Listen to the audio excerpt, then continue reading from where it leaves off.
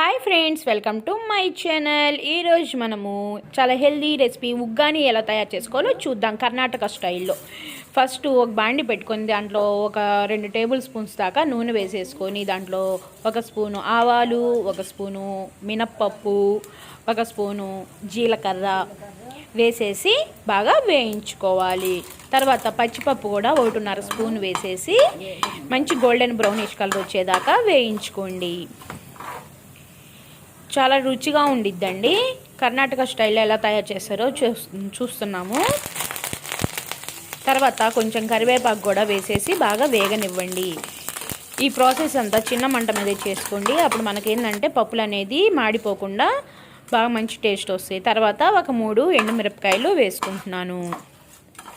ఇవి కూడా బాగా మంచి కలర్ వచ్చేదాకా వేయించుకోండి. తర్వాత నేను ఒక పెద్ద సైజు ఉల్లిపాయ ఇట్లా చిన్న ముక్కలుగా కట్ చేసుకున్నాను. వాటిని వేసేసుకొని వేయించుకుంటున్నాను. ఎప్పుడైనా ఒకటి గుర్తుపెట్టుకోండి, అటుకులు ఉప్మాకు కానీ ఉగ్గానికి కానీ ఉల్లిపాయలు బాగా వేగిపోకూడదండి. కొంచెం కచ్చా పచ్చగా ఉంటే తినేటప్పుడు మనకి మంచి టేస్ట్ వస్తాయి. తర్వాత ఒక 6 దాకా పచ్చిమిరపకాయలు సన్నగా కట్ చేసుకున్నాను, నిలువుగా కట్ చేసుకొని అవి వేసుకుంటున్నాను. వీటిని కూడా బాగా వేయించుకోవాలి. ఇవన్నీ వేగేటప్పుడు మనం దీంట్లో కొంచెం ఉప్పు కనుక వేస్తే ఎమ్మటే మగ్గిపోతాయండి. ఈ టమాటాలు కూడా వేసేసి నేను ఉప్పు అనేది వేస్తాను. టమాటా కూడా నేను 1 వేసుకుంటున్నాను. బాగా పెద్దది తీసుకున్నాను, పండిన టమాటా. ఇట్లా ముక్కలుగా కట్ చేసుకొని దాన్ని కూడా వేసుకుంటున్నాను.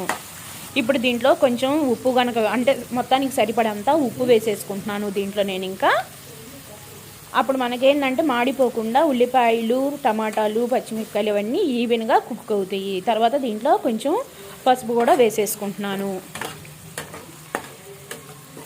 పసుపు వేయటం వల్ల మనకి మంచి కలర్ వస్తుంది ఉగ్గాని అనేది.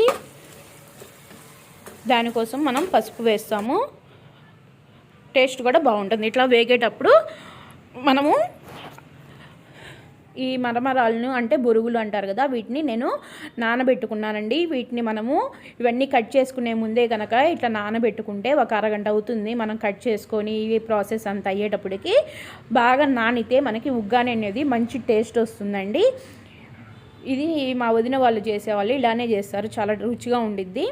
తర్వాత వాటిని నానబెట్టి పక్కన పెట్టుకున్నాం కదా, దీంట్లో నేను 2 పచ్చిమిరపకాయలు, కొత్తిమీర, ఉప్పు, జీలకర్ర వేసి పేస్ట్ చేసుకున్నానండి. ఆ పేస్ట్ని వేసేస్తున్నాను. ఈ పేస్ట్ అంతా వేసేసి దీన్ని చిన్న మంట పెట్టుకొని బాగా వేగనివ్వాలండి. మంచి ఈ వాసన దాంట్లో ఉన్న పచ్చి వాసన అంతా పోయేదాకా వేయించుకోవాలి. కొంచెం దగ్గర పడేదాకా వేయించుకోండి. ఇట్లా 2 నిమిషాలు కనుక వేయించుకుంటే దాంట్లో ఉన్న కొంచెం పచ్చి వాసన అంతా పోతుంది, మనకి రుచి బాగా వస్తుంది అన్నమాట. మనకి ఈ ఫ్లేవర్ అనేది చాలా బాగుండిద్దండి. ఒకసారి ఇలా కూడా ట్రై చేసి చూడండి. చూసారు కదా, ఈ రకంగా మనకి నీరంతా పోయేదాకా కొంచెం దగ్గర పడేదాకా వేయించుకున్నాము. తర్వాత ముందుగా మనం నానబెట్టుకున్న బొరుగులు ఉన్నాయి కదా, వాటిని వడగట్టేసి ఒక స్ట్రైనర్లో ఇట్లా తీసుకున్నానండి. ఆ బొరుగులను కూడా మనం దీంట్లో వేసేసుకుంటున్నాము. వేసుకొని ఒకసారి మొత్తం కలబెట్టుకోవాలి. ఈ మనకి ఉప్పు, ఉల్లిపాయలు, టమాటాలు ఇవన్నీ ఉన్నాయి కదా, అవన్నీ బాగా ఈ బొరుగులకి బాగా కలవాలండి. చిన్నగా కలబెట్టుకోండి. మొత్తం కలిసే వరకు కలుపుకోవాలి. ఇలా కలుపుకున్న తర్వాత మనకి ఈ రకంగా వస్తుందండి. తర్వాత దీంట్లో మనము కొంచెం పప్పుల పొడి కూడా వేసుకోవాలి. ఇట్లా మనం చిన్న మంట పెట్టేసుకొని బాగా వేగనివ్వండి. దీంట్లో పప్పుల పొడి వేసుకోవాలండి. పుట్నా పొడి అంటారు కదా, ఆ పొడి వేసుకుంటున్నాను. అది ఎలా తయారు చేసుకోవాలో నేను ఇంకో వీడియోలో ఉంది.